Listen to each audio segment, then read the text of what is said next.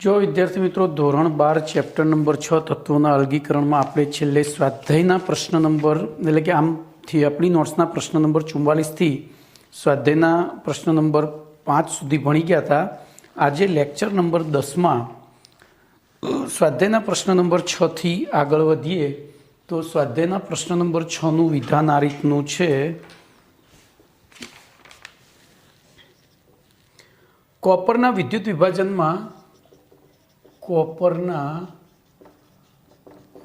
વિભાજનમાં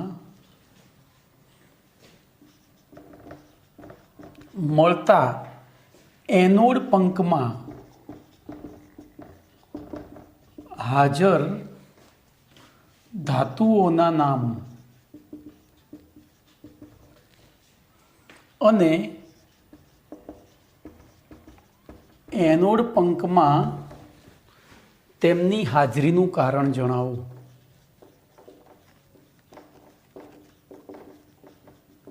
આવો પ્રશ્ન છે. બરોબર.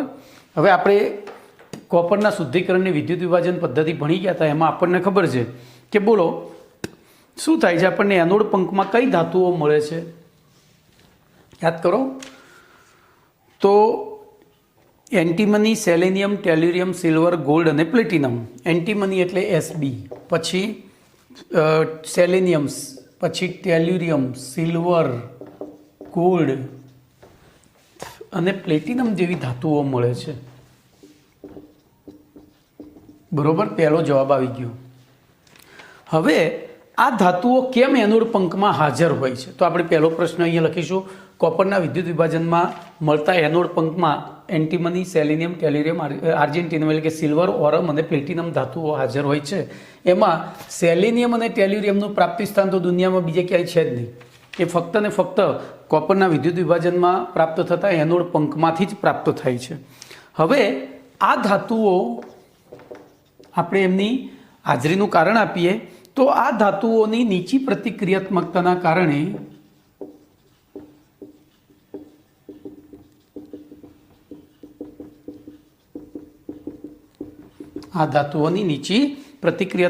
કારણે તે CuSO4 અને H2SO4 સાથે પ્રક્રિયા કરતી નથી.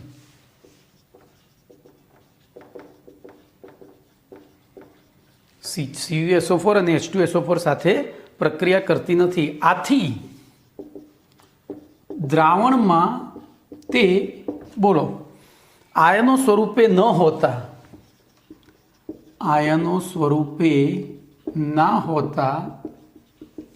બોલો કયા? તો ધાત્વીય સ્વરૂપે જ એટલે કે અદ્રાવ્ય ધાત્વીય સ્વરૂપે જ હાજર હોય છે, કે મુક્ત ધાત્વીય સ્વરૂપે હાજર હોય છે.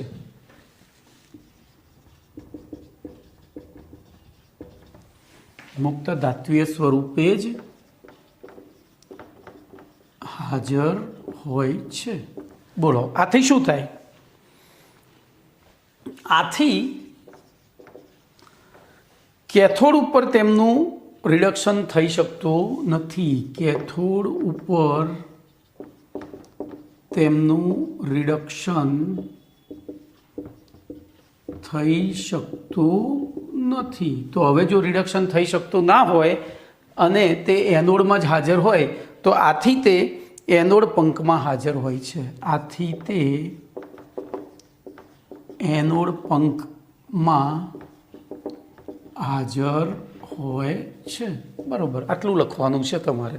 બરોબર, તો અહીંયા તમારો સ્વાધ્યાયનો પ્રશ્ન નંબર 6 પૂરો થયો. હવે પ્રશ્ન નંબર 7ની વાત કરીશું. તો પ્રશ્ન નંબર 7નું વિધાન આ રીતનું છે. પ્રશ્ન નંબર 7નું વિધાન છે: આયનના નિષ્કર્ષણ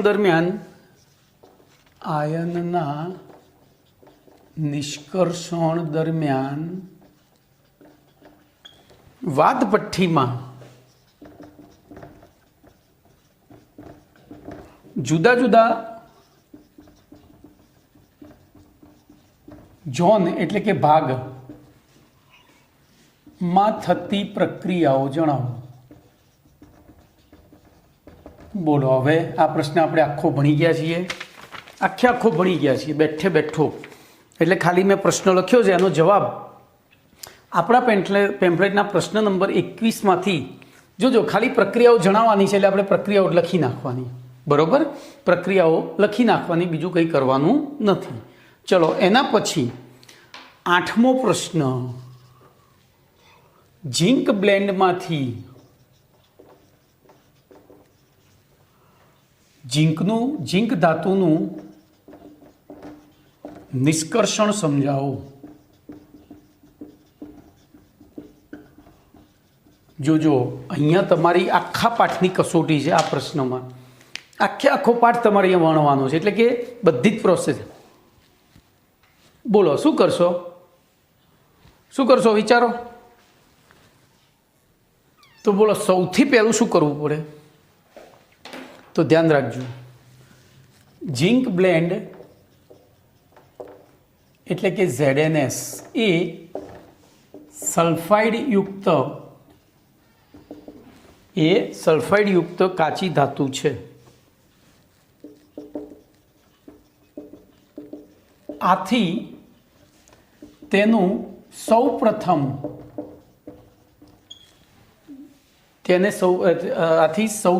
તેને દળીને, જોજો હો, આથી સૌપ્રથમ તેને દળીને તેના ઝીણા પાવડરની ફીણ પ્લવન પદ્ધતિ વડે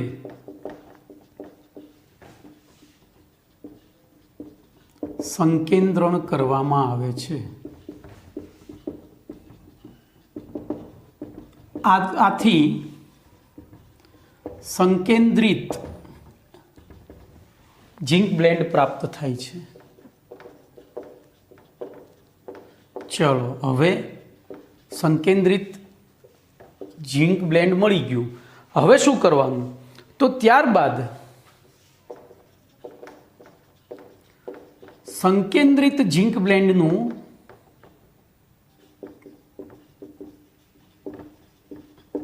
હવાની હાજરીમાં, જો સલ્ફાઇડ યુક્ત ખનિજ છે એટલે ભુંજન કરવું પડશે. શું કરવું પડશે?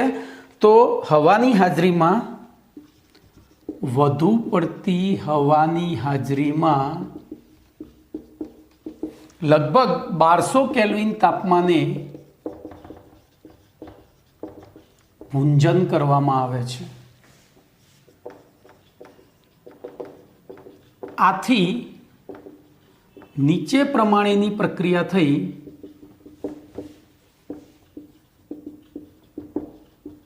બોલો, આપણને શું પ્રાપ્ત થશે? તો ઝીંક ઓક્સાઇડ પ્રાપ્ત થાય છે.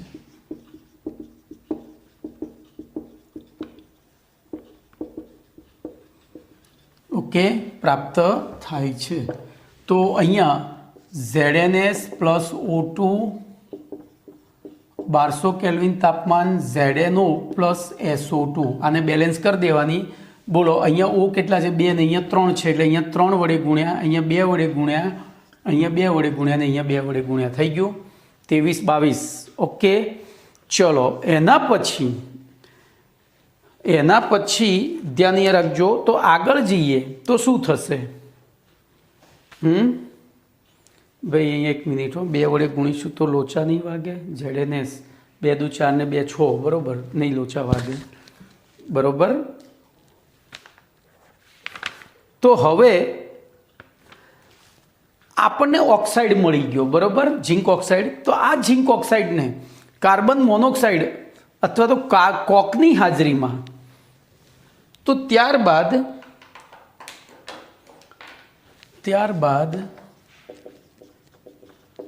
ઝીંક ઓક્સાઇડને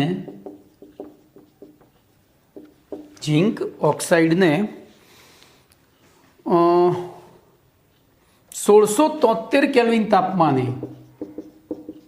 ભાઈ જો પરીક્ષામાં તાપમાન યાદ ના હોય તો ઊંચા તાપમાને લખો જ ચાલે. કોક વડે માટીના રિટોર્ટમાં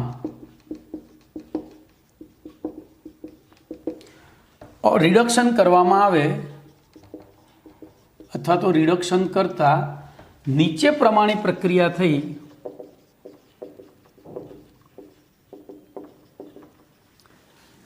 પ્રક્રિયા થઈ અશુદ્ધ ઝીંક ધાતુ પ્રાપ્ત થાય છે. અશુદ્ધ ઝીંક ધાતુ પ્રાપ્ત થાય છે. તો અહીંયા આપણે ZnO એની કાર્બન સાથે પ્રક્રિયા કરીએ 1673 કેલ્વિન તાપમાને, એટલે Zn અને CO છૂટો પડે, એમાં CO વાતાવરણમાં જતો રહે. હવે જોજો, અહીં ઝીંકનું ગલનબિંદુ, બોલો, ઝીંકનું ગલનબિંદુ 1180 કેલ્વિન છે. આથી ઉપરોક્ત પ્રક્રિયામાં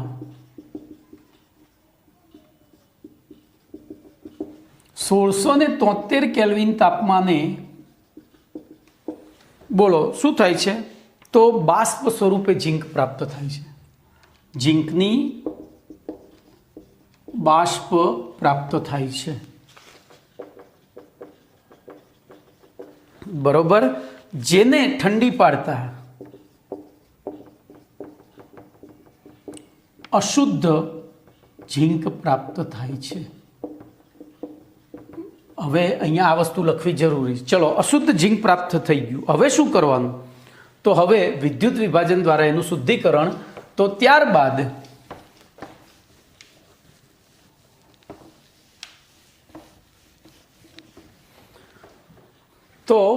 ત્યારબાદ ઉપરોક્ત રીતે પ્રાપ્ત થતા અશુદ્ધ ઝીંકનો સળિયો એનોડ તરીકે અને શુદ્ધ ઝીંકનો સળિયો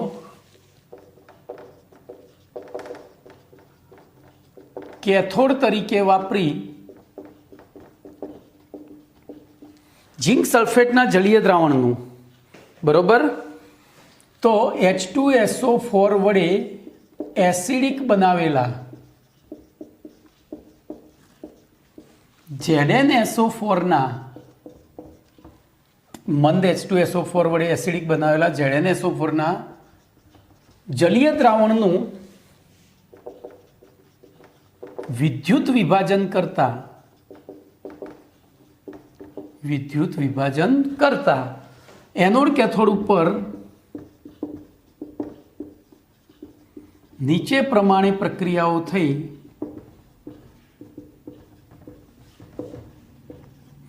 એનોડ ઉપરથી, હવે આખું જ લખું,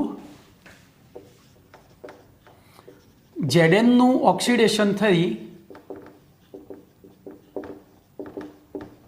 મુક્ત થતા Zn+2 આયનો દ્રાવણમાં જાય છે, જે કેથોડ ઉપર રિડક્શન પામી જમા થાય છે. આથી આપણને શુદ્ધ ઝીંક પ્રાપ્ત થાય છે. બોલો, કમ્પ્લીટ. તો અહીંયા એનોડ ઉપર લખવાનું Zn અશુદ્ધ, આ શુદ્ધ લખવું જરૂરી છે ભાઈ. gives Zn2 plus aqueous plus 2 electron minus. Cathode ઉપર લખવાનું Zn2 plus aqueous plus 2 electron minus gives Zn શુદ્ધ. બરોબર, કમ્પ્લીટ. તો અહીંયા તમારી ઝીંક ધાતુનું નિષ્કર્ષણ પતી ગયું. ચલો, એવી રીતે કોપર ધાતુની ધાતુકર્મ વિધિમાં સિલિકાનું કાર્ય જણાવો. બોલો, એવો પ્રશ્ન પૂછાયો છે. કોપર ધાતુની ધાતુકર્મ વિધિમાં સિલિકાનું કાર્ય જણાવો. તો ધ્યાન રાખજો, આપણે પ્રશ્ન લખીએ અને એનો જવાબ આપીએ. તો પ્રશ્ન નંબર 9,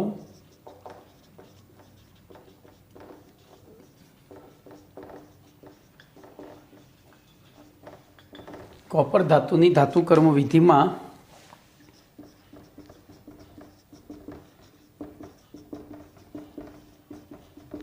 સિલિકાનું કાર્ય જણાવો. બોલો, શું લખશો? તો ધ્યાન રાખજો, હવે આપણે કોપર ધાતુમાં સિલિકા ક્યારે વાપરી હતી? તો એના ભુંજન તબક્કામાં. ધ્યાન રાખજો. તો અહીંથી શરૂઆત કરીશું. કોપર ધાતુની ધાતુ કર્મ વિધિમાં ભુંજન તબક્કામાં બોલો. હવે એમાં ભુંજન આપણે શેનું કર્યું હતું? તો 2CuFeS2 plus O2 gives Cu2S plus FeS.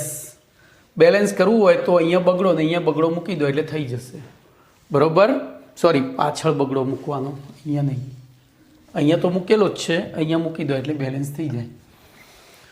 Plus SO2 પ્રક્રિયા થઈ કોપર પાયરાઇડ્સનું FeS અને Cu2S. જો SO2 વાયુ છે એટલે હવામાં ઉડી જશે. FeS અને Cu2S ના મિશ્રણ જેને મેટે કહે છે, માં રૂપાંતરણ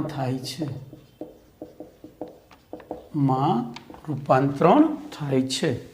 જેની આગળ આ રીતે પ્રાપ્ત થતા, આપણે આ રીતે લખી શકીએ, આ રીતે પ્રાપ્ત થતા મેટેની નીચે પ્રમાણે પ્રક્રિયા કરતા,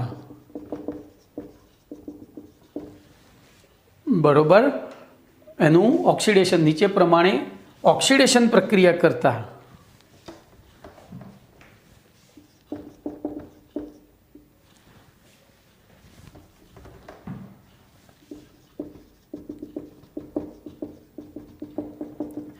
FeS નું FeOમાં અને Cu2S નું Cu2O માં રૂપાંતરણ થાય છે.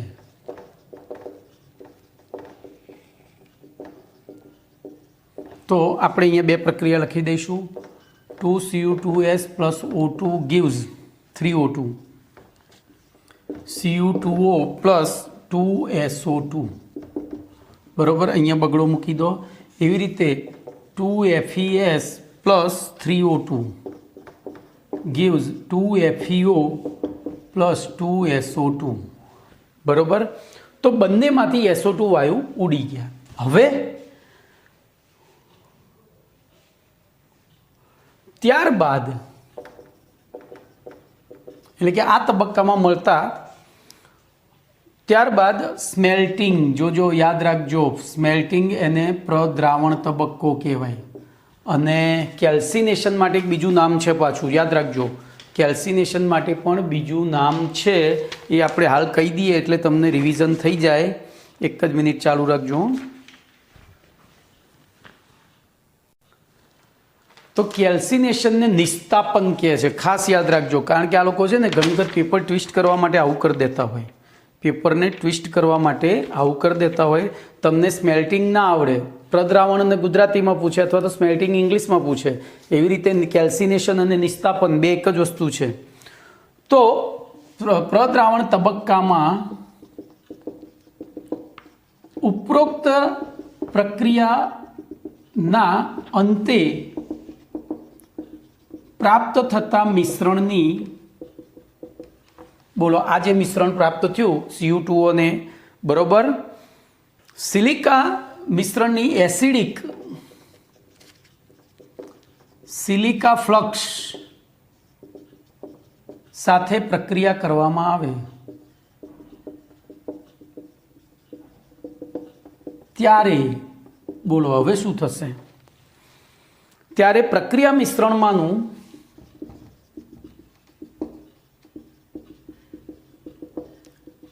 આવેલું FeO એ SiO2 સાથે સંયોજાઈ FeO plus SiO2 gives FeSiO3 પ્રક્રિયા અનુસાર બોલો શું બનાવે છે? આયર્ન સિલિકેટ સ્લેગ બનાવે છે.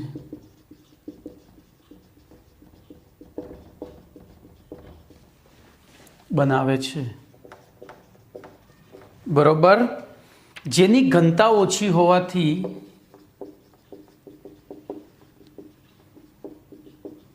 બોલો શું થાય?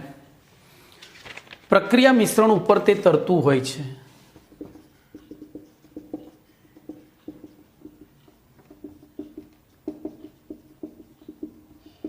તે તરતું હોય છે, જેને દૂર કરતા બરોબર, જેને દૂર કરતા CO2ઓમાંની એટલે કે દૂર કરતા કોપરના અયસ્કમાંથી અથવા તો કોપરના ઓક્સાઇડમાંથી આયનના ઓક્સાઇડ અથવા જો અહીંયા સલ્ફાઇડ પણ લખું છું. કેમ? તો ફાઇનલી તો એમાં સલ્ફાઇડ જ હતો ને. સલ્ફાઇડની અશુદ્ધિ દૂર થાય છે. બોલો, તો આપણે એને શા માટે લખવું પડે? હવે લખવું પડે. આમ કોપર ધાતુની ધાતુકર્મ વિધિમાં સિલિકા કોપરમાંથી આયનની અશુદ્ધિ દૂર કરવાનું કાર્ય કરે છે. આમ કોપર ધાતુની ધાતુકર્મ વિધિમાં સિલિકા કોપરના અયસ્કમાંથી આયનની અશુદ્ધિ દૂર કરવાનું કાર્ય કરે છે. તમે આટલું લખો એટલે તમારા 2 માર્ક્સ રોકડા આવે. ચલો, ઓકે. ચલો, એના પછી પ્રશ્ન નંબર 10 જોઈએ. તો જો હવે કેટલાક ટૂંકા પ્રશ્નો આવે છે એટલે હું લખીશ નહીં. જે તત્વોનું કુદરતમાં પ્રમાણ ખૂબ જ ઓછું હોય તેવા તત્વોના શુદ્ધિકરણ માટે કઈ પદ્ધતિ સુયોગ્ય છે? તો આપણે ભણી ગયા હતા. કુદરતમાં પ્રમાણ ખૂબ જ ઓછું હોય તો એવા તત્વોના શુદ્ધિકરણ માટે સ્તંભ ક્રોમેટોગ્રાફી. એના પછીનો પ્રશ્ન છે, જે તત્વ અને તેની અશુદ્ધિના રાસાયણિક ગુણધર્મોમાં બહુ તફાવત ન હોય તેવા તત્વોના શુદ્ધિકરણ માટે પણ તો સ્તંભ ક્રોમેટોગ્રાફી, બરોબર. પછીનો પ્રશ્ન છે, નિકલના શુદ્ધિકરણની રીત સમજાવો. તો આપણા પેમ્પલેટનો 40મો પ્રશ્ન લખવાનો છે. એવી રીતે સિલિકાયુક્ત બોક્સાઇટ અયસ્કમાંથી સિલિકાથી એલ્યુમિનાને અલગ કરવાની રીત, તો એમાં પણ આપણે ભણી ગયા બોક્સાઇટનું શુદ્ધિકરણ. એમાં પ્રશ્ન નંબર 10નો એનો મુદ્દો લખવાનો છે. ભુંજન અને નિસ્તાપન, જો આવી ગયું. નિસ્તાપન એટલે કેલ્સિનેશન. ભુંજન એટલે ઓક્સિજનની હાજરીમાં ગરમ કરવું અને કેલ્સિનેશન અથવા નિસ્તાપન એટલે ઓક્સિજનની ગેરહાજરીમાં ગરમ કરવું, બરોબર. તો એ પણ આપણા પેમ્પલેટનો પ્રશ્ન નંબર 12નો જવાબ છે, એમાંથી જાતે લખવાનો છે. પછી ભરતર લોખંડ કાચા લોખંડની બનાવટમાં કઈ બાબતમાં અલગ પડે છે? તો એ આપણા SQ નંબર 39 થી SQ 40 સુધીના જવાબ ક્રમાનુસાર લખી દેવાના છે, 39 થી 43 સુધીના.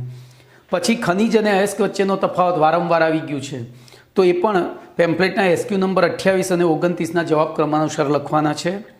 પછી કોપર મેટેને શા માટે સિલિકાના સ્તરવાળા પરિવર્તકમાં ગરમ કરવામાં આવે છે? તો આવી ગયો જવાબ, અહીંયા જ છે, જુઓ.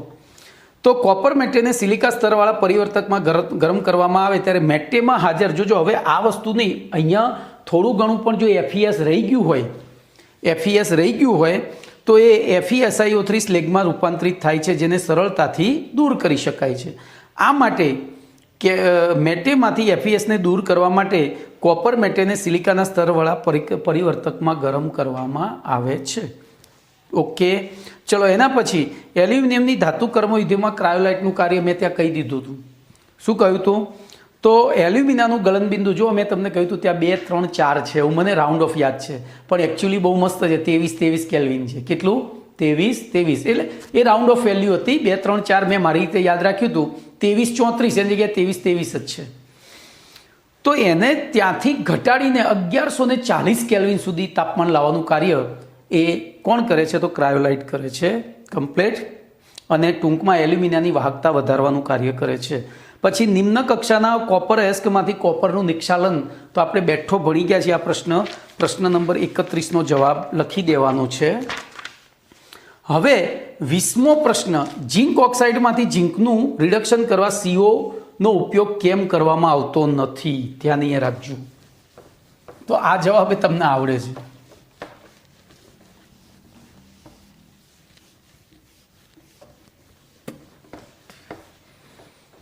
તો ધ્યાન અહીંયા રાખજો, પ્રશ્ન હું લખું છું, ઝીંક ઓક્સાઇડમાંથી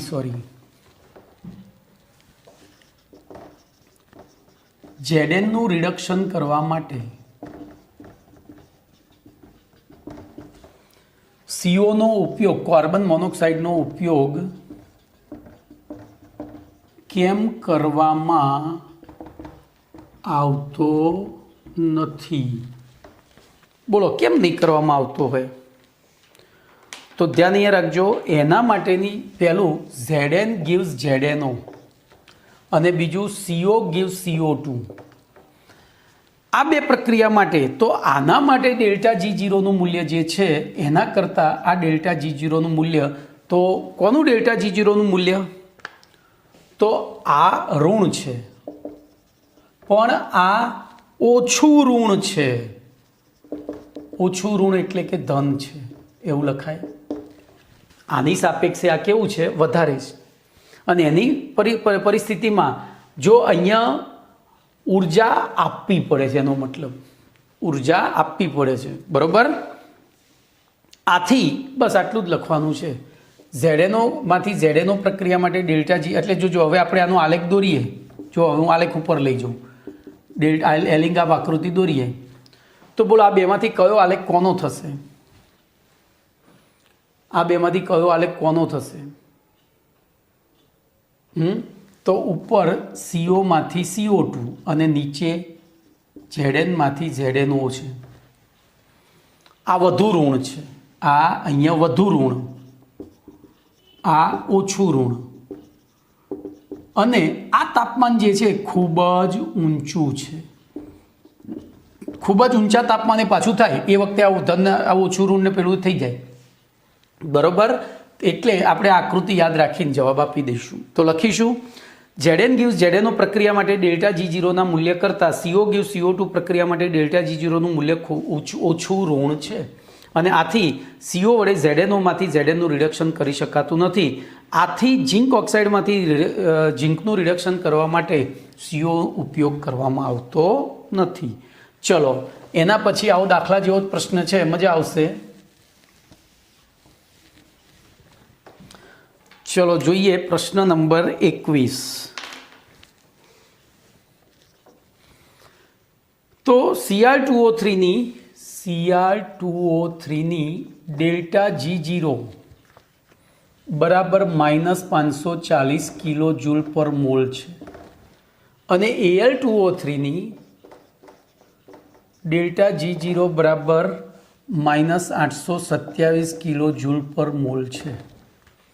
તો Al વડે Cr2O3 નું રિડક્શન થશે કે નહીં?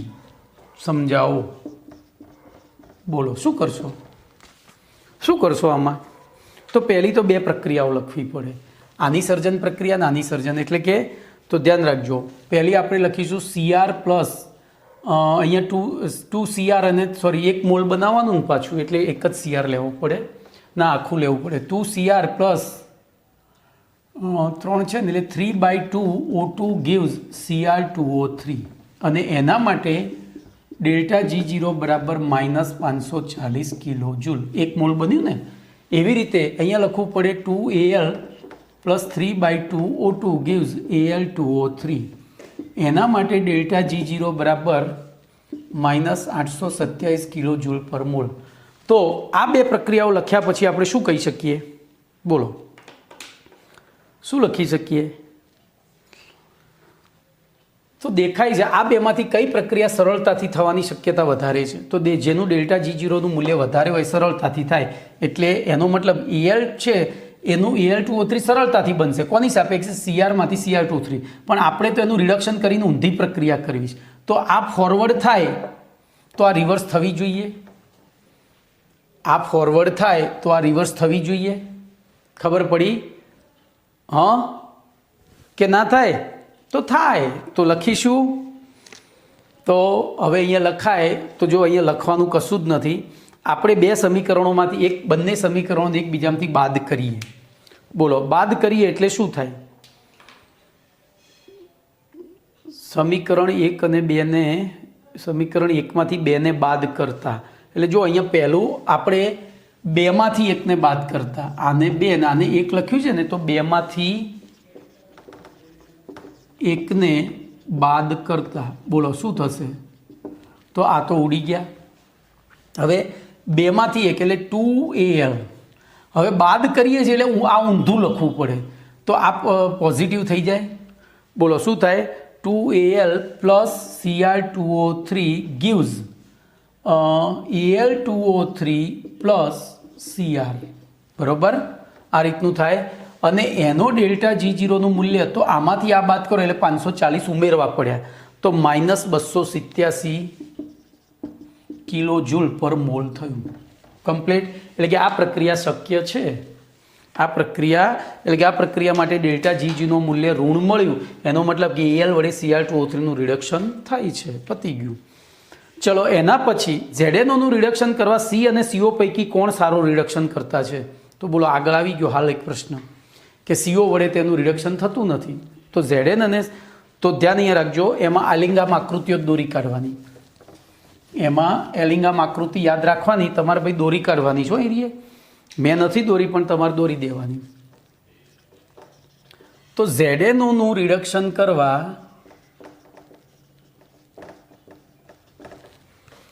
C અને CO પૈકી કોણ સારો રિડક્શન કરતા છે?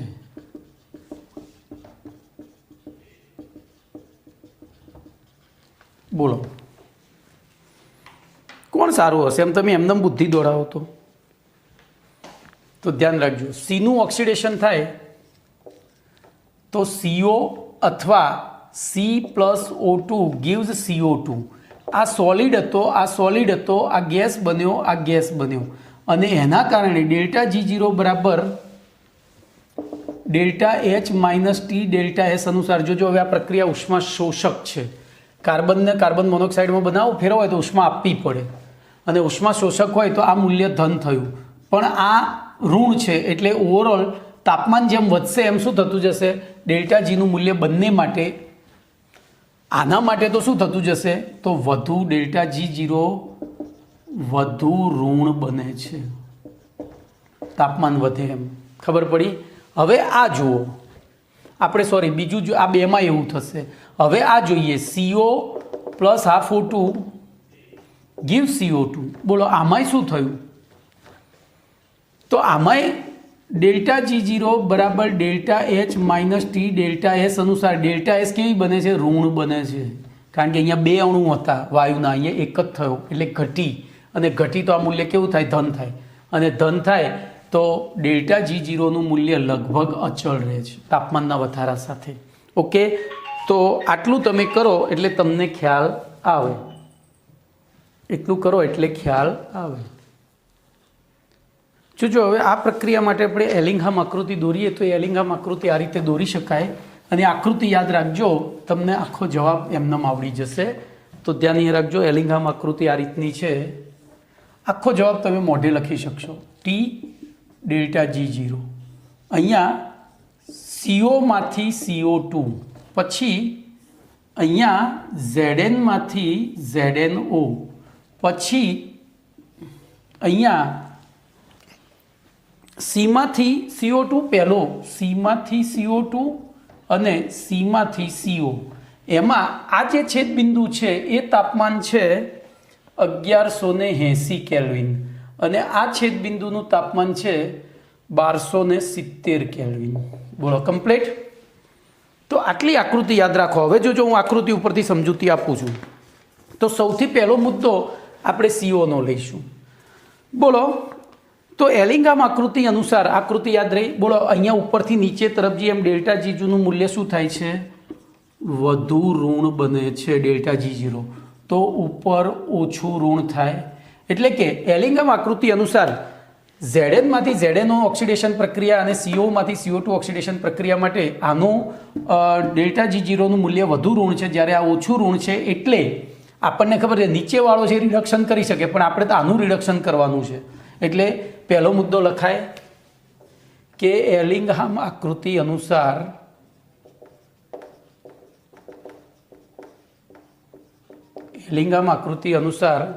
Zn gives Zno માટે ડેલ્ટા G0 ના મૂલ્ય કરતા CO gives CO2 માટે ડેલ્ટા G0 નું મૂલ્ય ઓછું ઋણ છે. આથી CO વડે Zno નું રિડક્શન કરી શકાતું નથી. ચલો પહેલો મુદ્દો પતી ગયો. એટલે કે એના રિડક્શન માટે CO ઉપયોગી નથી. હવે વાત કરીશું Cની. તો Cની આપણી બે પ્રક્રિયાઓ થાય. તો ધ્યાન રાખજો, પહેલું લઈએ 1180 કેલ્વિન. તો 1180 કેલ્વિન તાપમાનને બરોબર 1180 કેલ્વિનથી ઊંચા તાપમાને કેથી ઊંચા તાપમાને બોલો શું થાય છે? તો આનાથી ઊંચા તાપમાને આ આલેખ ક્યાં જતો રહ્યો? તો Zno આ આલેખ ઉપર જતો રહ્યો, પેલો નીચે જતો રહ્યો. તો Zn gives Zno માટે ડેલ્ટા G0 ના મૂલ્ય કરતા CO gives CO2 અહીંયા C gives CO માટે ડેલ્ટા G0 નું મૂલ્ય વધુ ઋણ હોય છે. આથી એ 1180 કેલ્વિનથી ઊંચા તાપમાને Zno નું રિડક્શન કરવા CO ઉપયોગી છે. ચલો એવી રીતે તો 1270 કેલ્વિન તાપમાને ઊંચા તાપમાને બોલો શું લખીશું? તો આના જ લખીએ, અહીંયા COની જગ્યાએ લખી નાખીએ બધું એનું એ. તો Zn gives Zno માટે ડેલ્ટા G0 ના મૂલ્ય કરતા C gives CO2 ના માટે ડેલ્ટા G0 નું મૂલ્ય ખૂબ જ વધારે ઋણ હોય છે અથવા તો ઋણ હોય છે. આથી બોલો 1270 કેલ્વિન તાપમાનથી ઊંચા તાપમાને Zno નું રિડક્શન કરવા શું ઉપયોગી છે બોલો? તો C ઉપયોગી છે. કે ટૂંકમાં એટલે કે 1170 થી જેમ 1180 થી આગળ વધીએ એમ C ઉપયોગી છે. બરોબર. તો હવે આ પ્રક્રિયા જેટલું તાપમાન વધારીશું તો ડેલ્ટા G બરાબર delta H minus T delta S અનુસાર જેટલું તાપમાન વધારીશું આ ઋણ ચિહ્નના કારણે ડેલ્ટા G વધુ ઋણ થશે અને પ્રક્રિયાની સરળતા વધતી જશે. એટલે જનરલી આ પ્રક્રિયા કાર્બન વડે Znoની રિડક્શન પ્રક્રિયા લગભગ 1873 કેલ્વિન તાપમાને કરવામાં આવે છે. બરોબર. તો આટલું તમારે આ આલેખ દોરી કાઢજો અંદર અને લખી કાઢજો, તો જ તમને આવડશે, બાકી નહીં આવડે. એના ઉપરથી તમે લખી શકશો, બાકી ગોખશો ને તો નહીં યાદ રહે. ઓકે, ચલો એના 23મો પ્રશ્ન છે. કોઈપણ રિડક્શન પ્રક્રિયામાં રિડક્શન કર્તાની પસંદગી ઉષ્માગતિકીય પરિબળોના આધારે કરવામાં આવે છે. આ બાબત યોગ્ય ઉદાહરણ આપી સમજાવો. બોલો શું કરીશું? હું પ્રશ્ન લખું છું, નીચે આ બધું એમને એમ રહેવા દઉં છું. પ્રશ્ન નંબર 23 છે. કોઈપણ રિડક્શન પ્રક્રિયામાં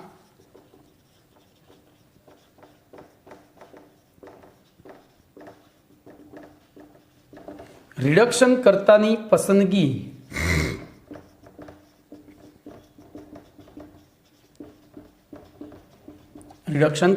પસંદગી ઉષ્માગતિકીય પરિબળોના આધારે કરવામાં આવે છે. આ બાબત ઉદાહરણ આપી સમજાવો. બોલો શું કરશો? તો ઉદાહરણ ના આપવું હોય અથવા આપવું હોય તો આર્યું આપી દેવાય. તો જોઈએ તો કોઈપણ રિડક્શન પ્રક્રિયામાં રિડક્શન કર્તાની પસંદગી ઉષ્માગતિકે પરબળોના આધારે કરવામાં આવે છે. આ બાબત એલિંગામ આકૃતિના આધારે નીચે પ્રમાણે સમજાવી શકાય. હવે એલિંગામ આકૃતિઓ અનુસાર કોઈ એક ધાતુના ઓક્સાઇડની પ્રમાણિત સર્જન મુક્ત ઉષ્મા એ બીજી ધાતુના ઓક્સાઇડની પ્રમાણિત સર્જન ઉર્જાના મૂલ્ય કરતાં વધુ ઋણ હોય તો બરોબર બીજી ધાતુના ઓક્સાઇડમાંથી આના કરતાં વધુ ઋણ હોય તો બીજી ધાતુના ઓક્સાઇડમાંથી આપણે જે કર્યું છે એ ધાતુનું રિડક્શન પહેલી ધાતુના મદદથી સરળતાથી કરી શકાય છે. ફરક ખબર પડી? આ બે અહીંયા દાખલા તરીકે હું જે કાર્બન છે એની જગ્યાએ એમ લખી દઉં, એમ ગીવ્સ એમઓ, તો આ ઓછું ઋણ થયું, આ વધુ ઋણ. તો પ્રથમ ધાતુ કરતાં બીજી ધાતુના ઓક્સાઇડ નિર્માણની એના ઓક્સાઇડની સર્જન એન્થાલ્પીનું મૂલ્ય વધુ ઋણ હોય તો એવા ઓક્સાઇડમાંથી ધાતુ પાછી મેળવવા માટે આ પહેલી ધાતુ ઉપયોગી છે. પતી ગયું? આ પહેલી ધાતુ ઉપયોગી હોય છે. એટલે કે એલિંગામ આકૃતિમાં જે ધાતુના ઓક્સાઇડની સર્જન પ્રક્રિયાનો વક્ર નીચે આવેલો હોય, ક્યાં આવેલો હોય? બરોબર, વક્ર જે ધાતુઓના ઓક્સાઇડ સર્જનની પ્રક્રિયાના વક્રો કરતાં નીચે આવેલો હોય, બરોબર, તે ધાતુ તેની ઉપર આવેલી બધી જ ધાતુઓ વડે તેની ઉપર આવેલી બધી જ ધાતુઓના ઓક્સાઇડનું રિડક્શન કરી શકે છે. અહીંયા ભૂલ છે ભાઈ લખવાની. નીચે આવેલો હોય, અહીંયા એક મિનિટ, ધાતુનો વક્રો કરતાં નીચે તરફ આવેલો હોય તે ધાતુના ઓક્સાઇડમાંથી તે ધાતુનું નિષ્કર્ષણ તેની ઉપર આવેલા બધી જ ધાતુઓ વડે કરી શકાય છે. બરોબર? ઓકે, ખબર પડી? અહીંયા છેલ્લે વાક્ય લખવામાં ભૂલ છે. આ છેલ્લું વાક્ય લખવાની ભૂલ છે, તો એ તમે સુધારજો. બરોબર?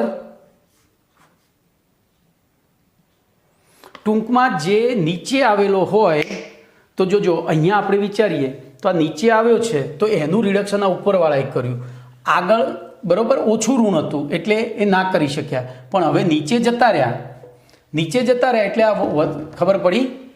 નીચે હોય એ રિડક્શન તો અહીંયા ZN છે COનું રિડક્શન કરી શકશે, પણ અહીંયા ગયા પછી તો કાર્બન એ ZNOનું રિડક્શન કરશે.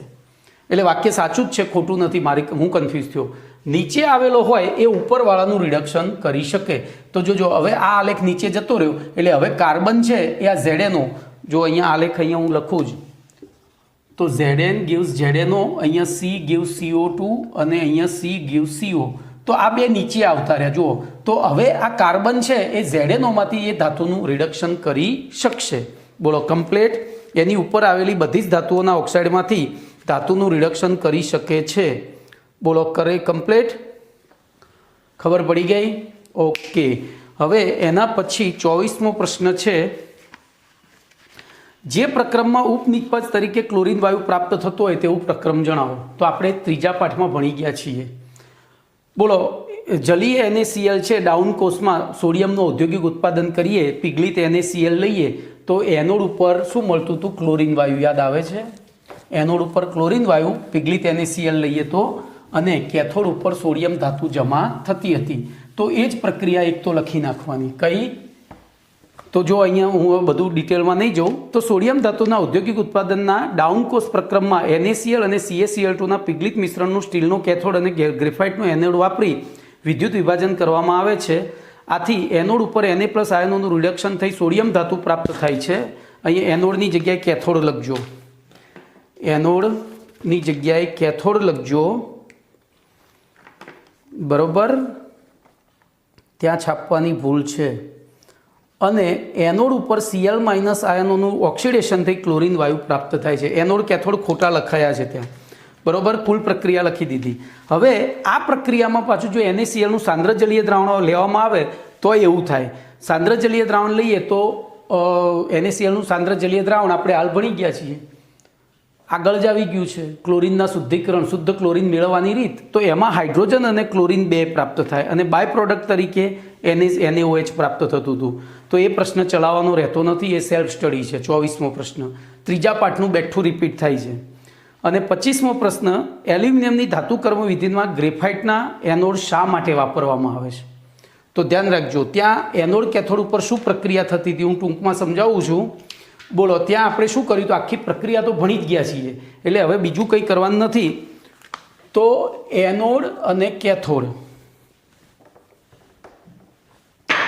કેથોડ ઉપર Al+3નું 3 ઇલેક્ટ્રોન વડે રિડક્શન થયું અને Al ધાતુ મુક્ત થઈ હતી. પણ એ Alની સાથે સાથે O મુક્ત થતો હતો, યાદ છે? અને કેથોડ કાર્બનનો હોય તો એની સાથે O2 પ્રક્રિયા કરી CO2, બરોબર, CO2 મુક્ત કરે. અને એના માટે જોજો, C અહીંથી શું થતો હતો? O-2. જો અહીંયા ધ્યાન રાખો, તો આખું Al2O3 અહીંયા જાય, એમાંથી Al સોલિડ, પછી એના જે 3 ઇલેક્ટ્રોન હતા એને મુક્ત કરેલા, એટલે આપણને અહીંયા 3O-2 મળે. 3O-2 મળે. એ 3O-2 અહીંયા જાય, બરોબર, અહીંયા જાય અને પછી આનું ઓક્સિડેશન કરે, એટલે સીમાંથી C+4, એટલે કે 4 ઇલેક્ટ્રોન ગુમાવે. અને એની સાથે પેલા 3O-2, એટલે હવે બેલેન્સ કરીએ તો આપણે 2 રાખીએ અહીંયા હાલ, બરોબર, એક પડ્યો રહેશે, એટલે બીજામાં, એટલે કે 3 ને 4, તો ચલો હું કરી જ દઉં. તો C gives CO2, CO2માં આપણે 3 ઉત્પન્ન થયા ને 3 ચોક 12, એટલે અહીંયા 3 લઈએ તો આ 3 કાર્બન લેવા પડે, એટલે આ 12O-2 થયા. 3 કાર્બન થઈને 12 ઇલેક્ટ્રોન મુક્ત કરે, બરોબર, ધ્યાન રાખજો. એ 12 ઇલેક્ટ્રોન મુક્ત થયા પછી એની સાથે 3 O જોડાયા, આ રીતે 12O-2, તો આપણને 3CO2 મળી જાય. 3 3 દુ 6, એટલે અહીંયા 2 વડે જ ગુણવાના, સોરી હો, 6. જો આખી પ્રક્રિયા સમજાવું, અહીંયા ધ્યાન રાખો, આખું ઉતાવળ નથી કર્યું, ભલે અડધું. તો ત્યાં શું થાય છે? કેથોડ ઉપર Al2O3, બોલો, એની અંદર 2Al+3 અને 3O-2 આયનો છે. એનોડ ઉપર કાર્બન છે, તો અહીંયા આને 3 ઇલેક્ટ્રોન મળે, એટલે 3 દુ 6 ઇલેક્ટ્રોન મળે, એટલે આ શું બની જાય? 2Al, બરોબર. હવે એ ઇલેક્ટ્રોન આવવાના ક્યાંથી? તો બેટરીમાંથી, એ મળી ગયા. હવે પડ્યું શું રહ્યું? O-2, તો એ O-2 ગયા એનોડ તરફ, તો એનોડ હતો કાર્બનનો, અને 3O-2 ત્યાં ગયા. 3O-2 ગયા એટલે આપણી પાસે 3 દુ 6 ઇલેક્ટ્રોન થયા. હવે 3ની જગ્યાએ હું આને 2 વડે ગુણી દઉં, ધ્યાન રાખજો, તો આ 4Al અને આ 3 દુ 6O-3 થાય. 6 નહીં, અહીંયા હજુ તો આગળ જવું પડશે, 6 દુ 12 કરવા પડશે, એટલે આને 4 વડે, ધ્યાન રાખજો, આને 4 વડે, આ 4 અને 4 તરી 12O-2 થયા. તો અહીંયા કેટલા ઇલેક્ટ્રોન જોઈશે એને? તો 4 તરી 12 ઇલેક્ટ્રોન જોઈશે, બરોબર, અને એમાંથી બનશે 4Al. હવે 12 ઇલેક્ટ્રોન મળશે ક્યાંથી? તો એક કાર્બન 4 ઇલેક્ટ્રોન ગુમાવશે. એક કાર્બન 4 ઇલેક્ટ્રોન ગુમાવે તો આપણે અહીંયા 3 કાર્બન લઈ લઈએ, તો 3C+4 અને 12 ઇલેક્ટ્રોન માઇનસ થાય. હવે જોજો, આ 3C+4 સાથે આ O-2 જોડાય, એટલે કે 12O-2, બરોબર. તો 12 જોડાય એટલે 12 દુ 24 થાય ને. આમ તો આપણે હજુ કેમ ભૂલ થાય છે? 3 ચોક 12 અને અહીંયા 4 તરી, 1 મિનિટ, 4 અહીંયા 8 થયા. મેં કેમ ભૂલ કરું છું યાર? 4 દુ 8 થયા ને, અને 8 થયા તો 8 તરી 24 ઇલેક્ટ્રોન થાય, વત્તા 24 ઇલેક્ટ્રોન માઇનસ, એટલે અહીંયા 8 Al છૂટા પડ્યા. હવે 24 ઇલેક્ટ્રોન જોઈતા હોય તો આને 6 વડે ગુણવા પડે. 6 ચોક 24, એટલે 6 અને 24 ઇલેક્ટ્રોન અહીંથી મુક્ત થયા હતા, એ અહીંયા ગયા હતા. અહીંથી O-2 અહીંયા આવ્યા 12, તો 6 12 સાથે જોડાઈ અને 6CO2 બનાવે. એટલે કે અહીંયા શું થાય છે? 1 મોલ Al, 1 મોલ Al એટલે 23 ગ્રામ. 23 ગુણ્યા 8 કરીએ, કેટલા થાય છે? 23 ગુણ્યા 8 એટલે 184 ગ્રામ. સામે 6 ગુણ્યા 44, તો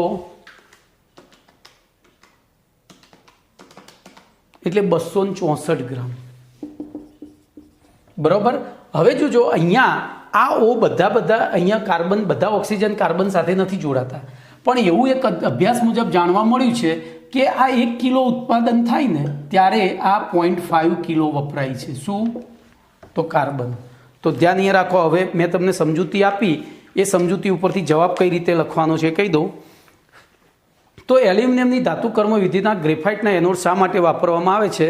તો એલ્યુમિનિયમની ધાતુ કર્મ વિધિમાં ગ્રેફાઇટ સિવાય બીજી કોઈ પણ ધાતુનો એનોડ વાપરવામાં આવે તો એનોડ ઉપર ઉત્પન્ન થતો ડાયઓક્સિજન વાયુ, અહીંયા જે વાયુ એનોડમાંની ધાતુનું ઓક્સિડેશન કરે છે. બરોબર? એનોડ ઉપર ઉત્પન્ન થતો ડાયઓક્સિજન વાયુ એ એનોડમાંની ધાતુનું ઓક્સિડેશન કરે છે અને થોડી માત્રામાં કેથોડ ઉપર થતી એલ્યુમિનિયમ ધાતુનું પણ ઓક્સિડેશન કરે. થોડી માત્રામાં. બરોબર? અને વળી બીજી ધાતુની સાપેક્ષે ગ્રેફાઇટ પ્રમાણમાં સસ્તું પણ છે. બીજી ધાતુ વાપરી શકાય, પણ એ શું કરે? ધાતુ એ ઓક્સિજન જે ઉત્પન્ન થયો અહીંથી મુક્ત થયો તો અહીંયા કેથોડ એટલે શું હતું? ઋણ ધ્રુવ. યાદ છે ને બેટરીનો? આ ધન ધ્રુવ. તો એ ઓક્સિજન અહીંયા ધન ધ્રુવ તરફ આવે અને પોતે એ ધાતુનું ઓક્સિડેશન કરે તો, અને એની સાથે સાથે થોડા પ્રમાણમાં એલનું પણ ઓક્સિડેશન કરે. તો અહીંયા ધાતુની જગ્યાએ વળી કાર્બન એટલે કે ગ્રેફાઇટ પ્રમાણમાં સસ્તું છે એટલે આપણે વાપરીએ છીએ. આથી એલ્યુમિનિયમની ધાતુ કર્મ વિધિમાં એલ્યુમિનિયમનો ઉત્પાદન ખર્ચ ઘટાડવા માટે અને પ્રક્રમ દરમિયાન ઉત્પન્ન થતા એલ્યુમિનિયમનું ઓક્સિડેશન થતું અટકાવવા માટે ગ્રેફાઇટનો એનોડ વાપરવામાં આવે છે. એના પછી પ્રશ્ન નંબર 26 છે. જોન રિફાઇનિંગ પદ્ધતિ, વિદ્યુત વિભાજ્ય શુદ્ધિકરણ, બાષ્પકળા શુદ્ધિકરણ વગેરે પદ્ધતિઓની રૂપરેખા જણાવવાની છે. તો એમાં આપણા પેમ્પલેટના પ્રશ્ન નંબર 38, 39 અને 40ના જવાબો લખવાના છે. તો અહીંયા આપણો પાઠ નંબર 6 પૂરો. ઓકે ભાઈ, છેલ્લા 2-3 પ્રશ્નોમાં મેં થોડી ઉતાવળ કરી છે, એ જાણી જોઈને કરી છે, એનું કારણ કે આગળ આવી ગયેલા છે. 23મો પ્રશ્ન આપણે પરફેક્ટ ભણ્યા છીએ, ખાલી 24-25માં રિપીટ થયું છે એટલે. ઓકે, બીજું નેક્સ્ટ ટાઈમ હવે, એટલે કે હવે તો નવું ચેપ્ટર જ ચાલુ થશે.